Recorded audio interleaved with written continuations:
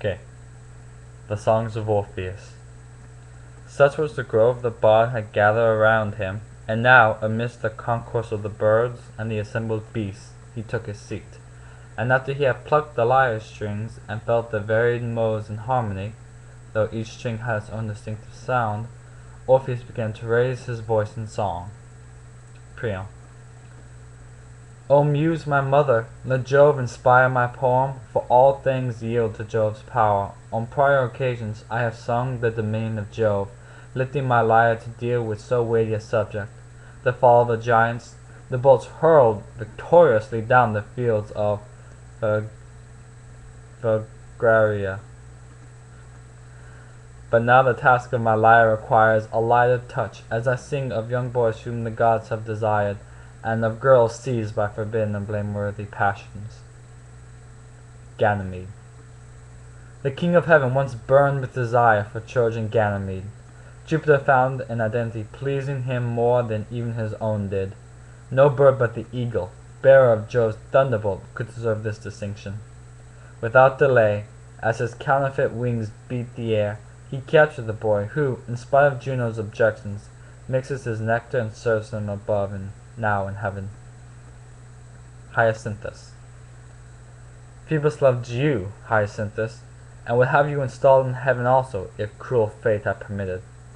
Nevertheless, you are made, in a fashion, immortal, just as often as springtime repulses the winter and Aries assumes the place of watery Pisces, you rise and break out in flowers upon the green earth.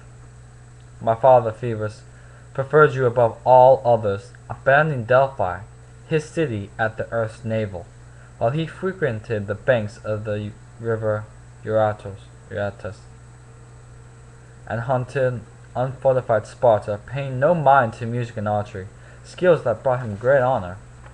Careless of his own pursuits, he happily carried the nets and held back the dogs, and played the good sport by scrambling up the jagged ridges of mountains, while his beloved's continual presence kept him afire. The sun stood halfway between the night driven off and the night that was newly approaching. Bodies shed garments and glistened richly with olive oil, as the contestants prepared themselves to engage in a match with the discus. Phoebus threw first, sending a well-balanced object aloft to shatter the clouds arrayed in the distance. After a long time, it fell back again to the hard earth, displaying not only Apollo's great skill, but his power.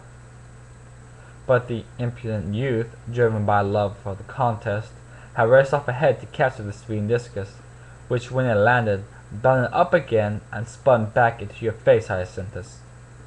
The selfsame pallor now blankets the boy, and the god who kneels to embrace him, who gathers the fallen lad and attempts to revive him, who staunches his wound, and who now, by the application of healing herbs, tries to keep his soul from departing, without success, for the wound defies the god's treatment.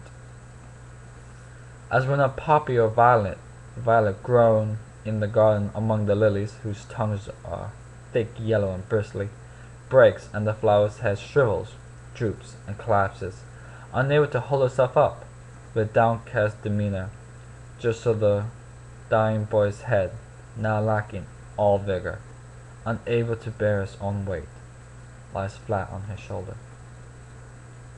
O Spartan lad, cheated out of your youth, you are fallen, and the fault that I see in your wound is my own, cried Phoebus. Your death is the cause of my self-reproach and my sorrow, for my right hand must be charged with the crime of your murder, and I am alone responsible for your destruction. But where did I err, unless our pleasures were errors? Where was I wrong, unless it was wrong to have loved you?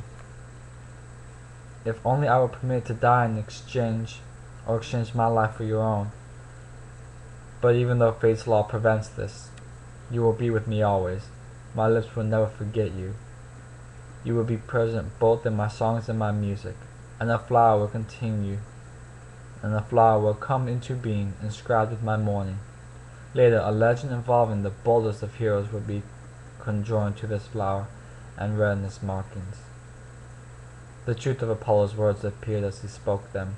For look, where the boy's blood spilled, now staining the grasses, stops being blood, and at once a new flower springs up, shining even more brightly than Tyrian purple, and takes on the form, if not the color, of lilies. Phoebus, who was indeed the source of this honor, still unsatisfied, now inscribed his own mourning inside the flower, in the form of the letters Ai, Ai, and left his petals marked with the cry of lamenting. Nor is his Sparta ashamed of Hyacinthus, for even today the city still honors him in the old manner by holding the Hyacinthian festival every midsummer. I'll stop there. I just like those poems. This is a really good book of poetry. You should check it out. Ovid's awesome.